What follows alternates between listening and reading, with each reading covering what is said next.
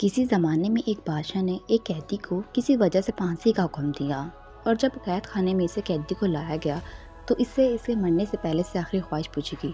قیدی نے کہا کیونکہ میں ایک اچھے گھرانے سے ہوں لہٰذا مجھے اعلیٰ نسلی گھوڑ سے پھانسی لگایا جائے۔ اس زمانے میں پھانسی کے تخت پر چڑھا کر گھوڑوں سے باندھ کر گھوڑوں کو دوڑایا جاتا تھا، اس طرح پھانسی کی سزا ہوتی تھی۔ تو خیر گھوڑوں کو لایا گیا تو قیدی بول اٹھا، ان میں سے ایک تو نسلی ہے اور ایک نسلی نہیں ہے، لہٰذا میری آخری خواہش مکمل نہیں ہوئی۔ بادشاہ نے گھوڑوں کے مالک کو بلوایا اور پوچھا کیا یہ بات سچ ہے؟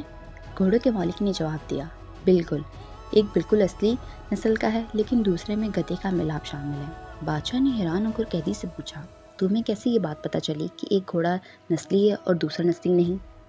تو قیدی نے کہا جو نسلی ہے وہ بڑے آرام سے کھڑا تھا، جبکہ جو ملاپ گدھے کا ہے وہ گدھے کی طرح کبھی ادھر ٹانگ مار، کبھی منہ پھیر، کبھی اچھل کر، کبھی بیٹھ کر، جس سے مجھے معلوم ہوا۔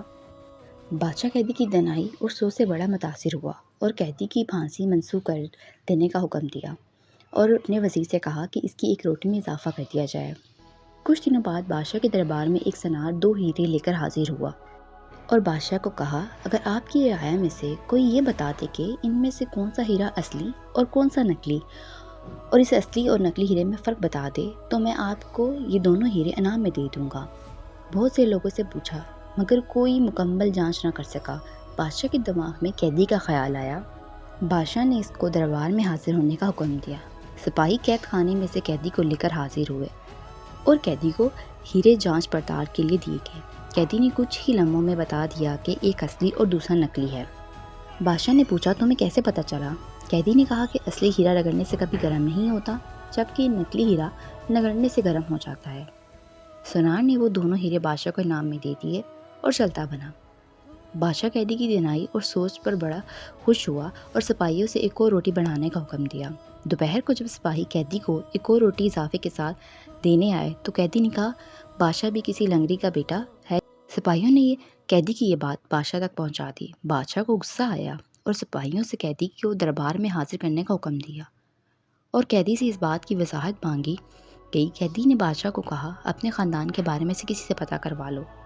بادشاہ کی سلطنت میں سب سے ادھیر عمر شخص کو ڈھونڈا گیا اور اس سے بادشاہ کی آباء و اجداد کے بارے میں پوچھا گیا۔ ادھیر عمر شخص نے بتایا کہ یہاں اس بادشاہ سے پہلے اس کا باپ بادشاہ تھا، لیکن وہ بادشاہ بننے سے پہلے لنگڑی تھا، کیونکہ اس بادشاہ سے پہلے ایک بادشاہ تھا، اس کا اپنا کوئی بیٹا نہ تھا۔ اس بادشاہ نے اعلان کیا تھا کوئی شخص جو میری رعایا کو کبھی بھوکا نہ مرنے دے تو اس کا باپ لنگڑی تھا۔ اس دربار کا اس نے حامی بھری کہ میں رعایا کو بھوک سے نہیں مرنے دوں گا۔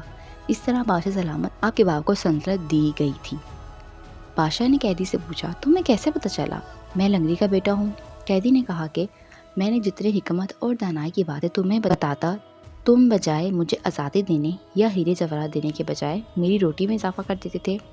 اگر تمہاری جگہ کوئی خاندانی شخص ہوتا وہ مجھے ضرور کوئی ہیرے جواہرات دیتا اور مجھے قید خانے سے رہا کر دیتا، لیکن تیری حرکتیں دیکھ کے تیری نسل کا پتہ چلتا ہے۔ بادشاہ شرمندہ ہوا اور قیدی کو رہا کر کے اپنے وزیر بنانے کا حکم دیا۔ انسان اپنی شہرت پیسے شکل سے نہیں بلکہ اپنی حرکتوں سے اپنی نسل کا پتہ بتا دیتا ہے۔